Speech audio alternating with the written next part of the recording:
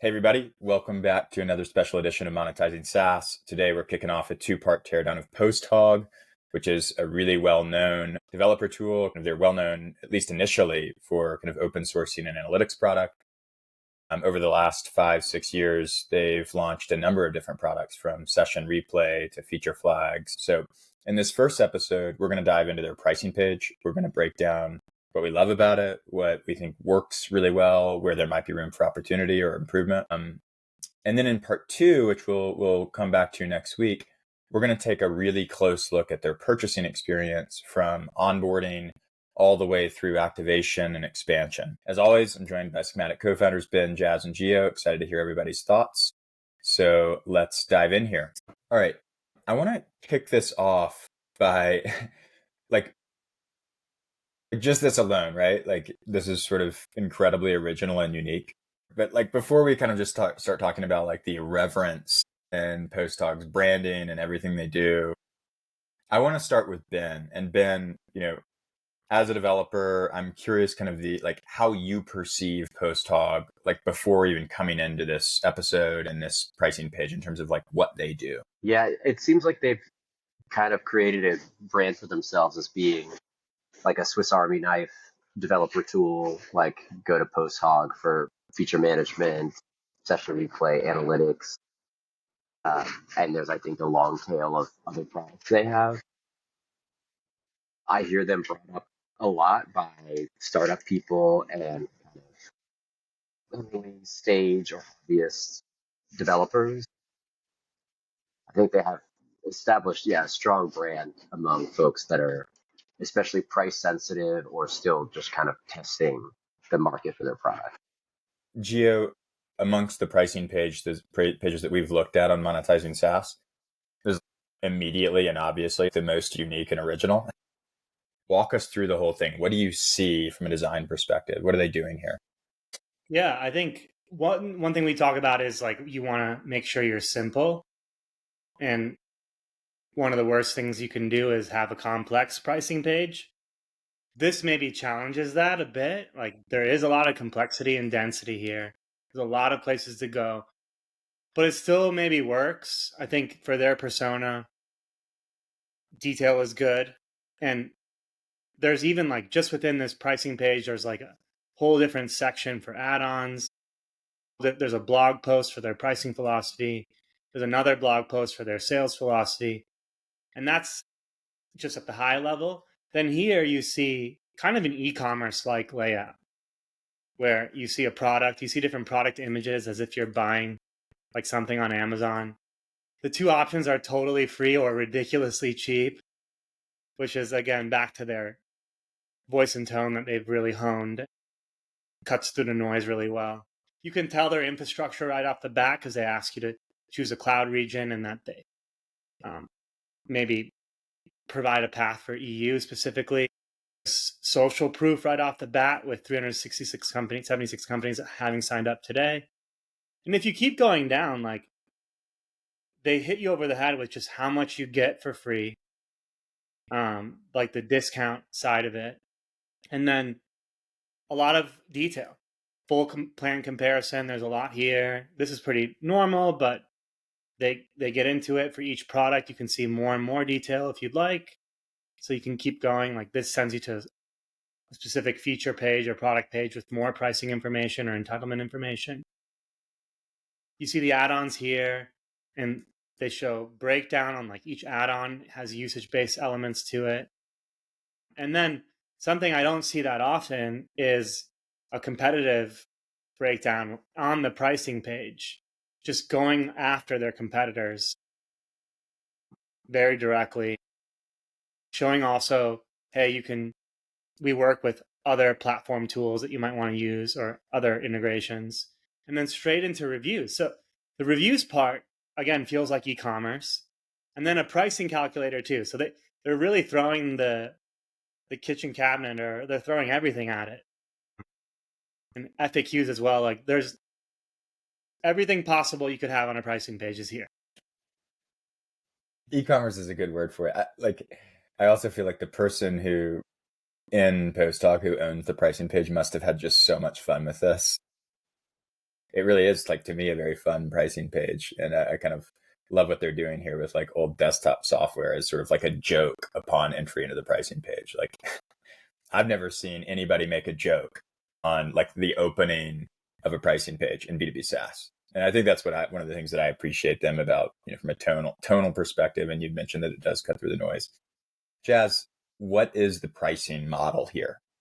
Tell us a little bit about what you see from the standpoint of like, what is this company's price metric? How are they thinking through billable metrics? How are they packaging? What have you observed? Yeah, I mean, well, I'll talk about a couple things. One, I'll kind of hit on the sort of pricing page observations a little bit. It is totally ecom, and there's almost kind of like a reason for it, and it sort of relates to the price metric, or relates to kind of like everything they're doing here. I think what's super interesting about what they're doing is you ordinarily see on a pricing page a feature comparison. You just don't see that here, and you obviously are seeing a totally like impulse driven sort of like checkout experience, right? Social proof, like ecom experience, everything's sort of oriented around that. And I think what they're trying to do here in lots of ways is they're trying to just remove the friction. They're trying to remove the choice. And I think what they're asking you is they're saying, look, you can compare us to other tools, but like, why would you? Right? You could look at our features, but why would you?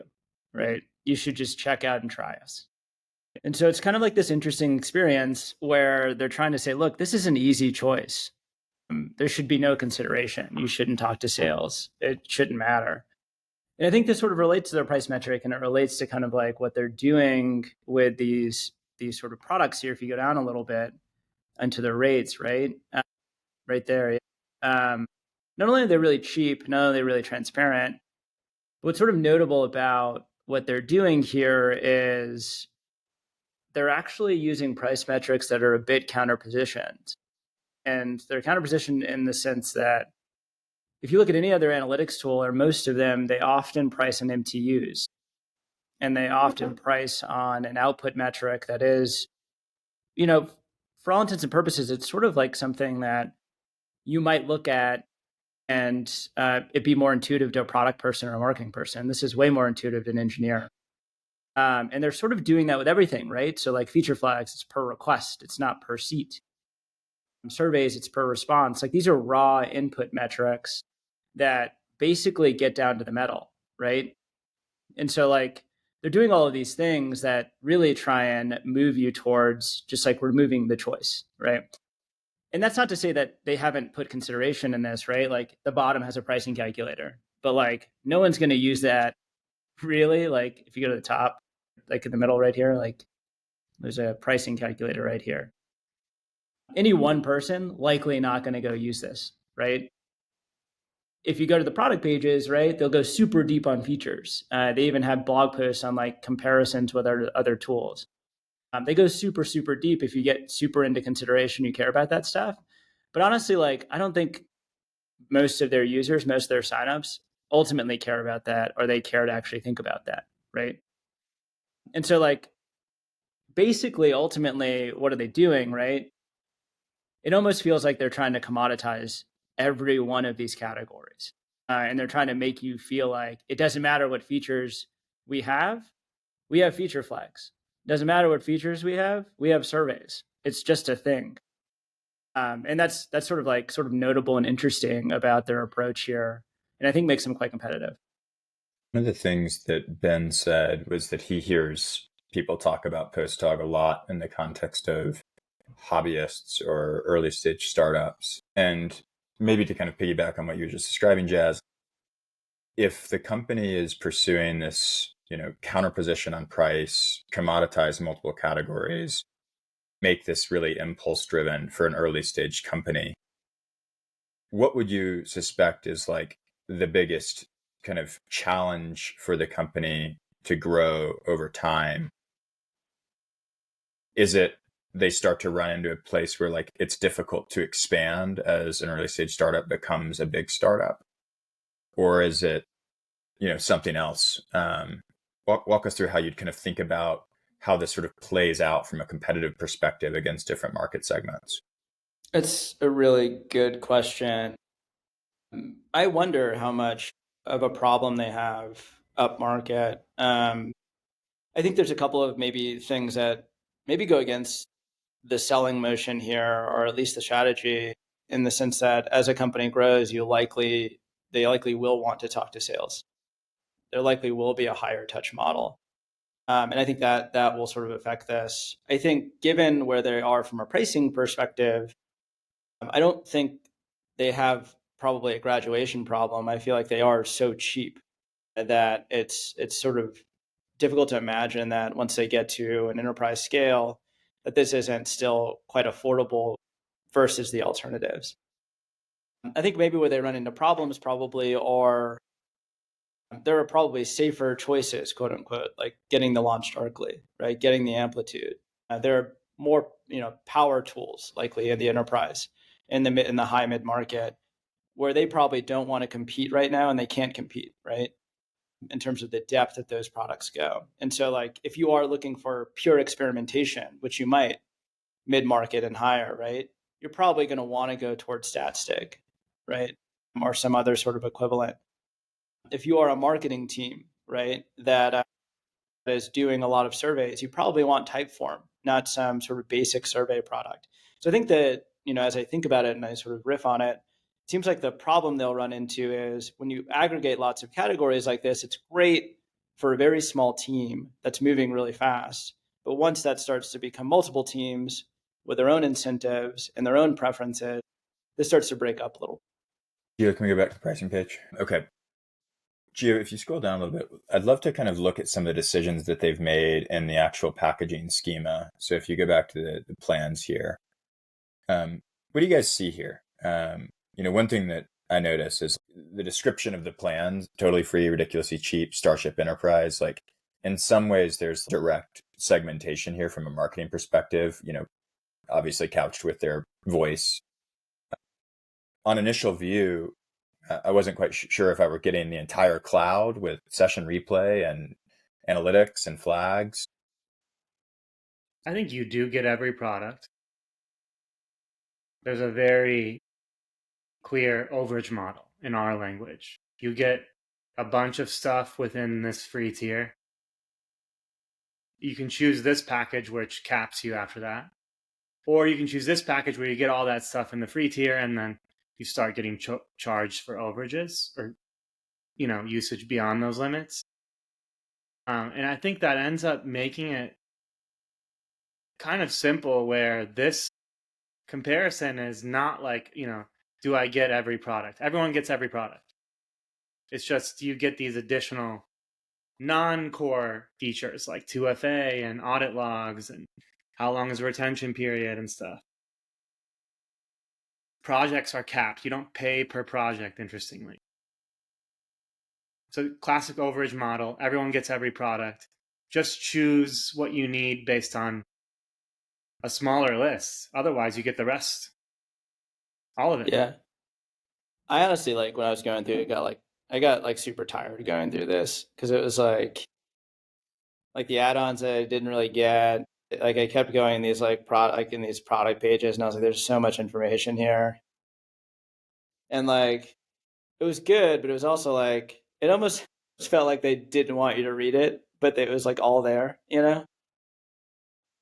And so, like, I don't really love it, but it's like maybe effective in the sense of people like, it gets people to get so tired they're just like, I'm just gonna try it.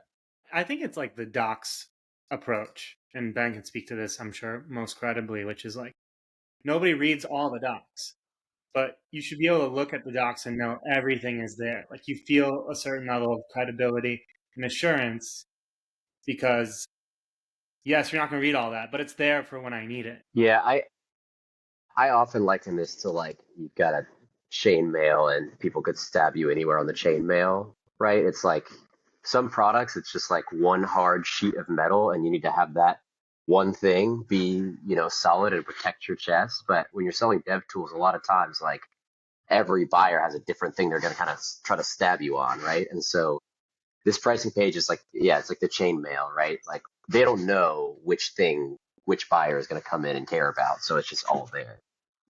It's just like such a funny analogy. One of the things that, if we kind of think about what they have to do from a pricing page perspective is they have to merchandise multiple products.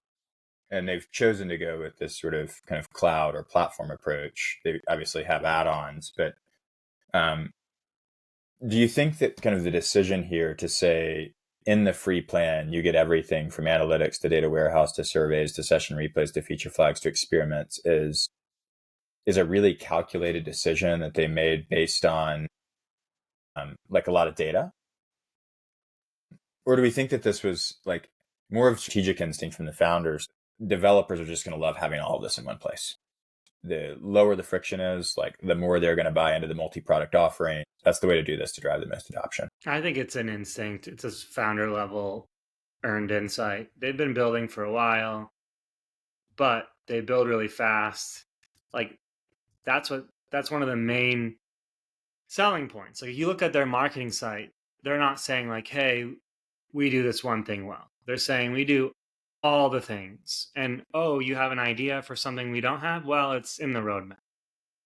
And the reason you want to choose us is we ship weirdly fast. We've been around for 5 years, but we'll literally show you everything we shipped every year, and it's a ton.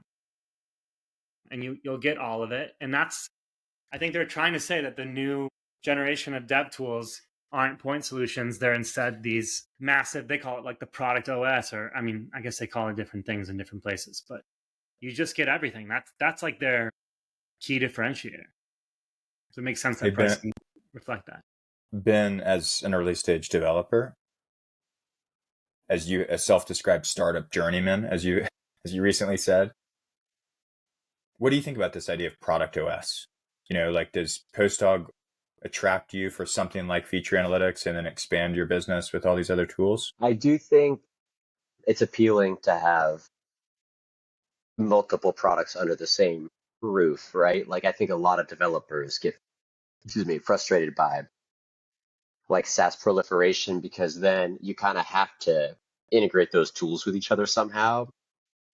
Like Schematic kind of is trying to do the same thing, right? Like our goal is to have you have less things you have to sign up for and connect the dots between in order to get multiple value props. Like this is something I think PostHog does have as a value prop. It's like, yes, maybe X or Y analytics product on some vector could be considered better than PostHog, like depending on your needs. But if you already have PostHog for feature management, there's a good chance that PostHog Analytics is actually going to be better for you because probably things just work out of the box with regards to like data integration within that product. So that's pretty appealing because like it's some things you don't have to worry about as a developer. They should just work.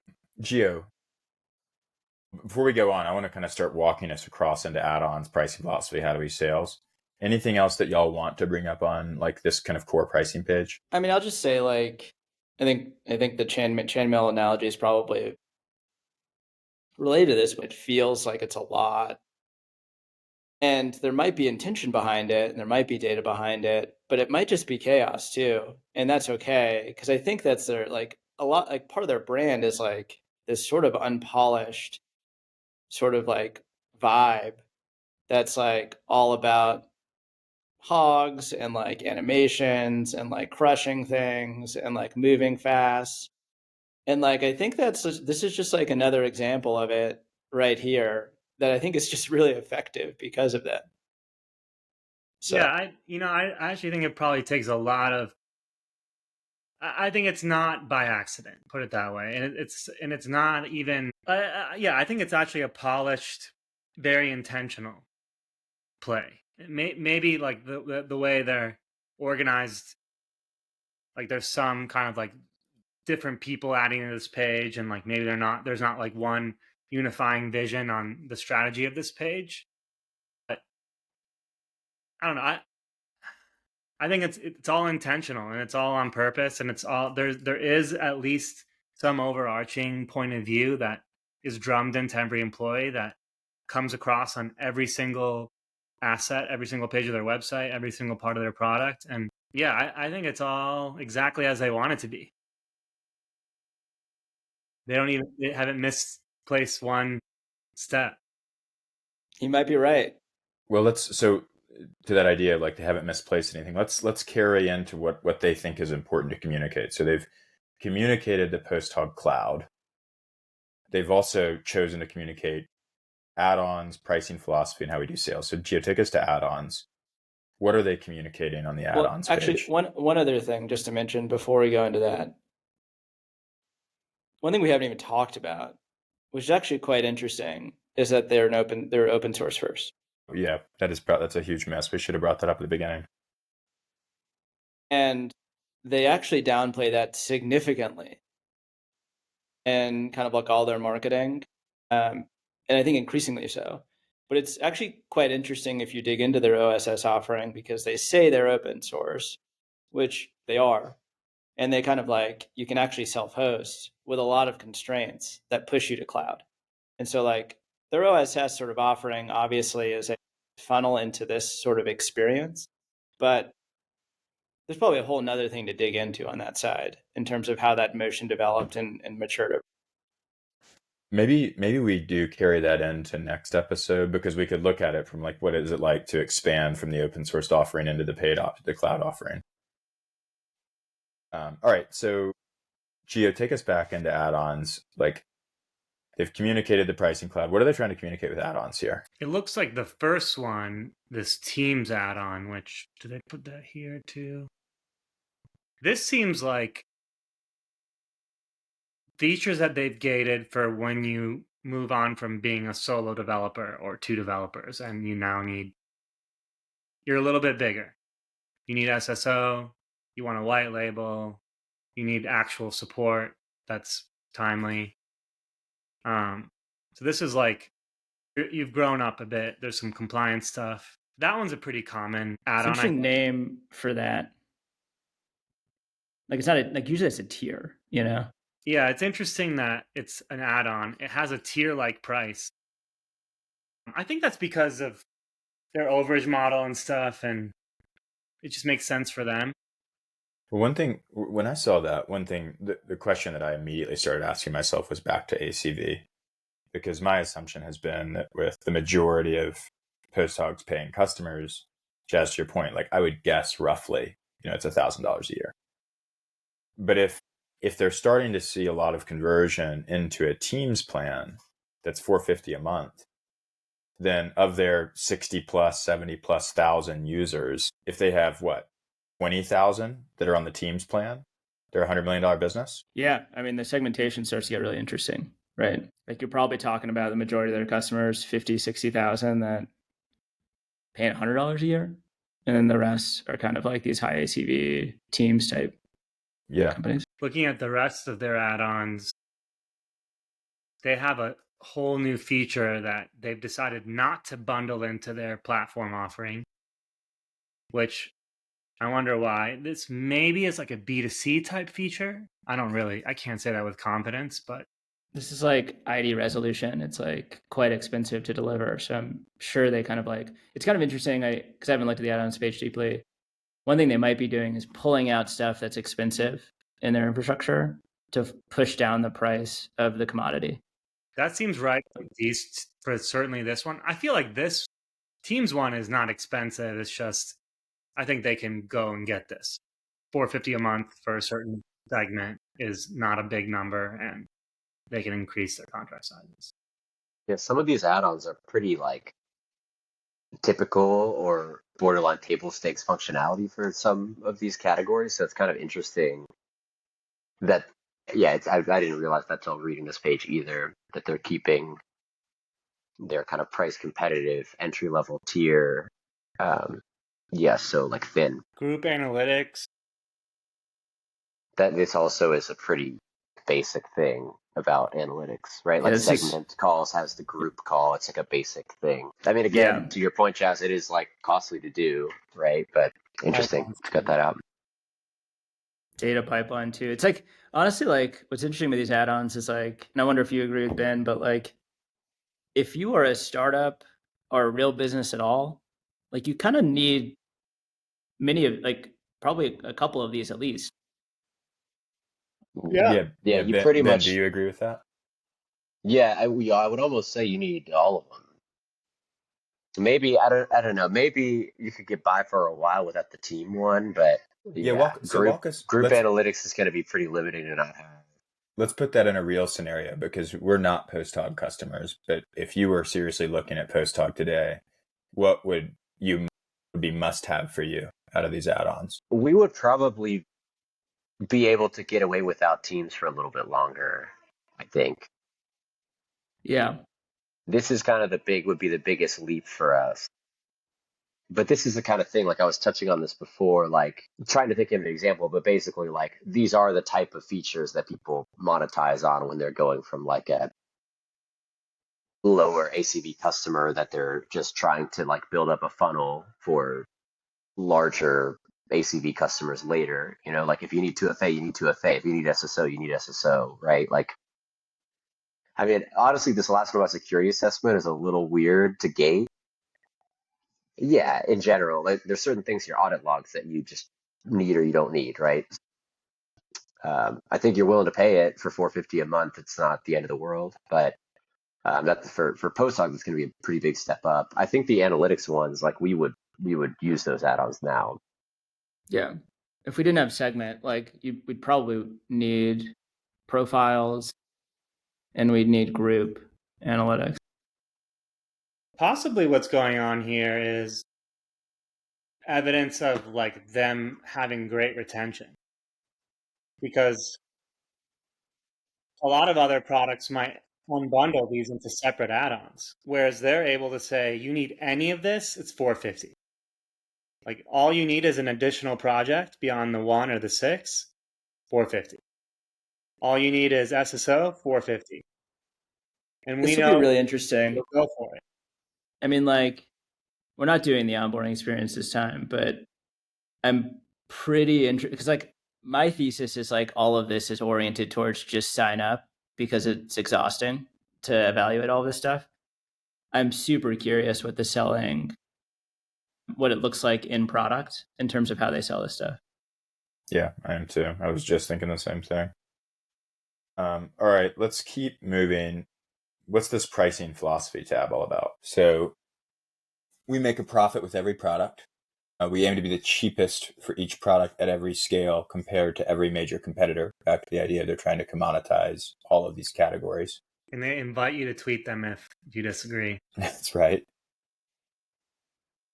We have, let's see, the company in general has significant revenue, over 60,000 customers. It runs default to live, meaning we're profitable. We aim to IPO rather than sell, so a ton of transparency about what they're trying to achieve from a strategic perspective. We don't rely on investors. Why are they stating this here? Trust. Well, I don't know if they have to at this point because they have like I would say maybe over 2 years going back 2 years maybe like their brand is really established now. They've been around longer than that, but I feel like maybe up until I want to say 2 years ago, like people would have treated them as if like they're gonna potentially go away soon, and that's like nobody wants to buy a tool and then have to buy a new tool a year from now. Like people are hesitant to try out startups products if it's something that's costly to switch around. Yeah, yeah. So maybe it's a remnant from something a couple of years ago when startups would have said, "What if you guys go out of business?" Is the hypothesis there? Yeah, I would almost say like this is even a little bit of a hint of them like haunting. Sorry, I was mindfully clicking. This is almost maybe to me a little bit of a hint of like maybe wanted to move just a little more up market, maybe not just early stage, maybe Series A too, just because like, to all startup people now, PostHog is like established. They're a brand, they're more trusted than, whatever the analytics product coming out of this year's YC is. But to like Series B, now all of a sudden they're like that much more risk averse. So the fact that they have to say this almost in a way implies to me like they're going for more types of customers. I think it comes back to their core philosophy, which is you buy one platform, not point solutions. And the future of SaaS infrastructure is you choose one platform. And the downside of that is way more risk. Like you're building your product around one company and you're saying to yourself, okay, they may not have everything that I need now, but they ship crazy fast, so they will soon. But I'm unlike with point solutions where I spread out my risk of relying on third-party solutions, I'm relying on just one. So it's up to them to tell you how trustworthy they are. Well, and then the sort of the follow-on implication would be like if we are asking you to trust us for all of this, for being your product operating system, you should know where we're headed. Yeah. Therefore, this is where we're headed. It's a long-term bet. They want a lifetime customer. Jazz, were you going to say something on that front? Yeah, I mean, I think like certainly it's trust. I think it's a lot of it's community. I mean, like, I don't know, Gio, do you remember when Figma was like basically going through the Adobe transaction? Mm-hmm. And like, I'm curious what you would have thought if they actually completed the transaction about Figma. I was very bearish on the whole thing. I didn't want it to happen. I probably would have continued using it. But you would have said this is going to turn into InDesign and be terrible. Yeah, I was afraid of the outcome. I think it's a little bit apples and oranges in terms of moving from design tools is not as consequential, probably. Like if you've built your product around this infrastructure tool, it's harder to move off of it. But yeah, like certainly. I think there's definitely parts of that, but I think a lot of like some of it here is like everyone has their X tool that got bought by another company, and you're just like, God damn it, it sucks now. Yeah, you're not really supposed to say this, I feel like, but generally, when like a startup sells themselves to a bigger company, everything gets worse, right? Like that's usually what happens. Yeah. Yeah, it's almost like they're trying to assure you not so much that they're not going to die, but that they're not going to get bought and become like it's on the tip of my tongue. I shouldn't say it, but part of the blank cloud operating system. Atlassian was what I was going to say, but you know what I mean. Yeah, it's like, yeah, exactly. It's like Trello being bought by Atlassian. All my comparisons are like product tools, but you know what I mean? Like, it's like, it always just ruins it. It's like, it's a promise, right? Like, we're going to be weird and cool forever, and you can be weird and cool with us forever as well. I think that's kind of like a big part of this message. It might be GitHub though, like some companies just, it works, but most of them doesn't. Let's quickly go to how do we do sales, and then we'll give our our ratings for their pricing page. What are they doing with this page, Gio? Again, I think this one's so funny. They spend a lot of time on how do we articulate our point of view in a way that is unique and funny and friendly. And here they're just like, you don't need to talk to sales. Why would you ever want to? Why would you ever talk to any of these other companies that could provide these categorical software offerings like Session Replay? And now they're just saying like, this is what it looks like elsewhere. And see how terrible it is. And like, we're going to give you like companies sound like this, Dinosaur Tech. And this is just silly. Like, it's just funny. And probably most people don't read through all this. It's not telling you anything about their product directly, but it's just, they have such a strong identity and they find all these creative ways to do it. And they know, I think intrinsically, they know that like, it's not bad time spent. Like, when I look at this from design product standpoint, like there's a bunch of unique illustrations. There's a lot of really thoughtful copy. Like this took them a while to do. And why did they decide to spend all that much time and money on it? I think they just know that any time they spent on solidifying their tone and their point of view is like well spent. Yeah, as I thought about this, like, and Ben, Jazz, curious, like, would reading this attract you to PostHog if you were like actually out in the market looking for a product that PostHog could solve for? But for me, what this did is it entertained me, and it made me feel like they were actually investing in trying to entertain people in the context of a purchasing decision. Yeah, I think I definitely am more in the category of like, I'm going to read that tome of pricing page docs or what have you and figure out what I need to know. But you've got to respect the, commitment to the bit, right? I think anyone does. The commitment to the bit. Yeah. I think the other thing that's like I think this page is hilarious. I think it's like super funny and really well done and just like beautiful. But I also think that like what's interesting about them is that like I think for a long time they probably like there's a certain type of person that was like they appeal to probably. But I think they've sort of like sort of transitioned to being tastemakers in lots of ways. Like you almost read this page and you're like you kind of read it and you're like should I ever be talking to sales? Like maybe I should buy like this and like I'm pretty dumb for wanting to schedule a call. You know what I mean? And like it's really effective at doing that because it's so funny that it sort of like makes you believe their point of view beyond just like adhering to a point of view, which I think is really awesome. Yeah, they know who they are and they're constantly doubling down on it. Yes, commitment to the bit. That maybe is the name of the episode. Okay. We've got 7 minutes left. It's time to give our grades. As always, we grade the pricing page on a scale of 1 to 5. 1 is terrible. 5 is incredible. If you throw less than a 5, you got to maybe kind of articulate what would get them to a 5 for you. We'll kick it off with, I'm going to pick somebody, and then after you go, you popcorn it. So we'll kick it off to Ben. Ben, what would you give PostHog's pricing page? Yeah, I want to give them a 5, I think. I just think there's so much of a pull to be kind of like this, have consistency of design, like follow design patterns, quote unquote. The fact that they have, like we've talked about with their tone, everything they do is just kind of like so distinctive.